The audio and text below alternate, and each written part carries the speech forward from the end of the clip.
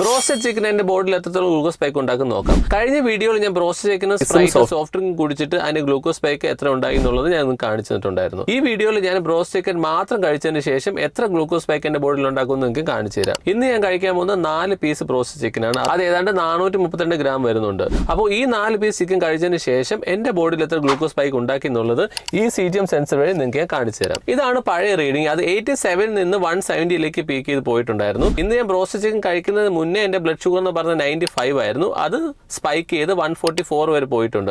ഈ ചിക്കനിലുള്ള മൈദയുടെ കോട്ടിംഗ് ആണ് ഈ ഒരു ചെറിയ സ്പൈക്ക് ഉണ്ടാക്കിയിട്ടുള്ളത്. നമ്മുടെ ബോഡിയിൽ ഇത്രത്തോളം സ്പൈക്ക് ഉണ്ടാക്കിയിട്ടില്ലെങ്കിൽ പോലും ഇത്രയും ഡീപ്പ് ഫ്രൈഡ് ആയിട്ടുള്ള ഒരു ഭക്ഷണ പദാർത്ഥങ്ങൾ നമ്മുടെ ബോഡിക്ക് നല്ലതല്ല. കാര്യം അതിൽ ഒരുപാട് ട്രാൻസ് ഫാറ്റ് അടങ്ങിയിട്ടുണ്ട്. അത് ശരിക്കും നമ്മുടെ ബോഡിയിൽ ഹാനികരമായിട്ടുള്ള കാര്യമാണ്. റിപ്പീറ്റഡ് ആയിട്ട് ചിക്കൻ ഇങ്ങനെ ഫ്രൈ ചെയ്തുകൊണ്ടിരിക്കുകയാണ്. അവർ ഈ ഓയിലൊന്നും ഒരുപാട് ചേഞ്ച് ചെയ്യത്തുമില്ല. അതുകൊണ്ട് ഇത് ഒട്ടും നല്ലതല്ല. വല്ലപ്പോഴും ശരിക്കും ബ്രോസ്റ്റഡ് ചിക്കൻ കഴിക്കണമെന്ന് തോന്നിയാൽ തന്നെ ഫ്രൈസും സോഫ്റ്റ് ഡ്രിങ്കും എല്ലാം അവോയ്ഡ് ചെയ്തിട്ട് ചിക്കൻ മാത്രം കഴിക്കുന്നതായിരിക്കും നല്ലത്.